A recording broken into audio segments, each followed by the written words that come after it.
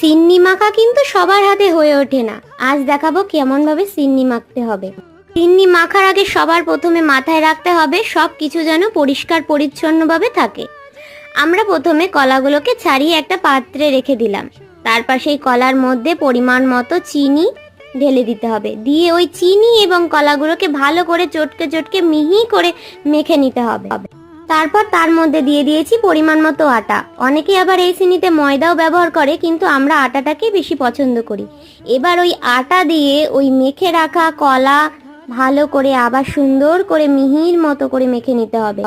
পর অল্প অল্প করে দুধ ঢালতেই হবে আর মাখতেই থাকতে হবে। আবার অল্প অল্প দুধ ঢালতে হবে আর তার সাথে মেখে নিতে হবে। আপনারা হয়তো ভাবছেন আমি মুখের মধ্যে কেন ওভাবে আছি। আসলে সিন্নি মাখার সময় মুখ দিয়ে কোনো কথা বলতে নেই, তাহলে মুখের নোংরা ওর মধ্যে গিয়ে পড়ে। তো হয়ে গেছে আমার সিন্নি মাখা। এরপর কাজু কিশমিশ থাকলে তার উপরে দিয়ে দেব।